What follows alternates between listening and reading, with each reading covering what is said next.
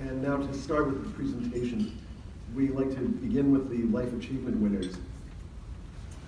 First winner this year, well, one of the things I love about this award is that it really covers the gamut, from psychological horror to fairy tales to everything, a very broad spectrum, and I don't want to forget high fantasy.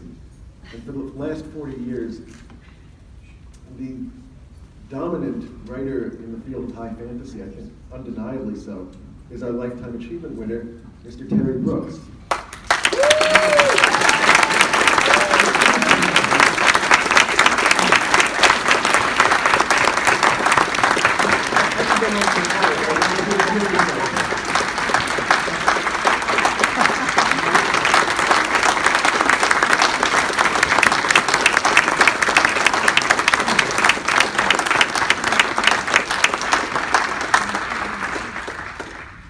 Well, those of you who know me know that I don't actually think of myself as an awards winner. And so it was something of a surprise when I got the call that I was being given this award.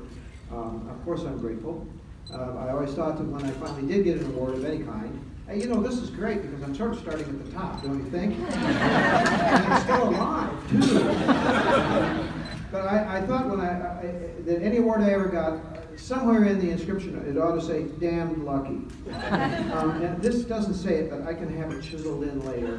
I think it'll be a good thing. And I have been extremely lucky, and Sartre says, hell is other people, and I say to you, luck is other people.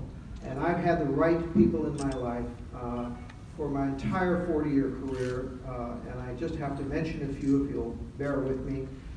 I survived Lester Del Rey, accomplishment, partially because he was married to Judy Lynn Del Rey, and she and I had a strong relationship, and also because Lester was a second father to me, he was a mentor to me, and he really taught me everything I needed to know about the professional side of being a writer when I was very innocent.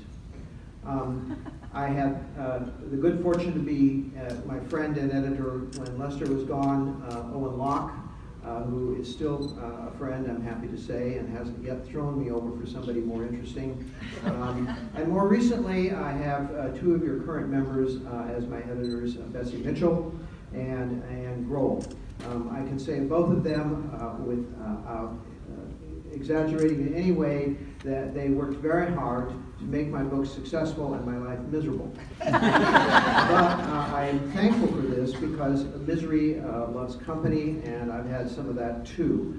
And in this case, most of my misery came in the form of those emails that said, just a few small changes in this book, and it will be perfect.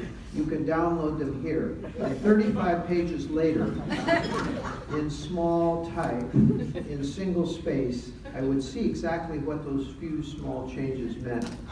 I've been extremely lucky too. I was 20 years in with no agent. And most writers would have sunk under the weight of such a stupid decision. I did survive that also, thank you. And I was fortunate then to go with the agency of Jankel and Nesbitt and my very, very good friend, Ann Sybil, who has been a second, close sister to me in many ways in her help along the way. I am not one of those people who's going to stand here like I've heard many writers do and criticize their publisher. My publisher has been spectacular to me from day one. They have listened to me when I've griped. They have listened to me when I've said these things might work better.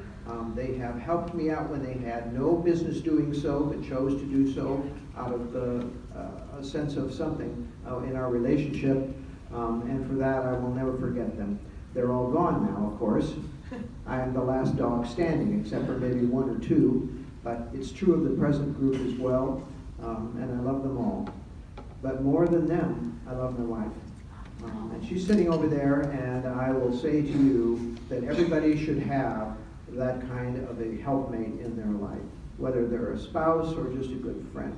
Somebody who can teach you about the retail side, which you could do as a bookseller in DM in the Walden Book Days, and who could act as a editor first reader of your work because, of course, she's much, much better read than I am, which really helps the situation. Because she's willing to put up with somebody who is prickly, difficult, outrageous, and sometimes off the tracks, and still come back for more. And for that, I will never, never forgive her. Oh. Just kidding. Finally, I want to just say a very quick word about the people in this room, some of whom I know well, some of whom have become friends over the years, but not all do I know. And that's a good thing, because I might have some years left to meet a few more of you along the way.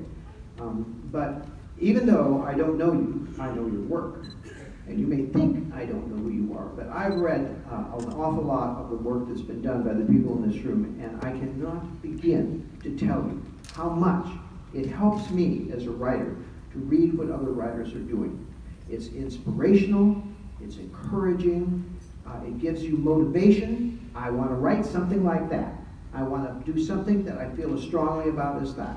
And we don't say that enough about each other, but it's true. You know, we take our inspiration where we can find it, and for me, it's always come from one source and one source only: other writers.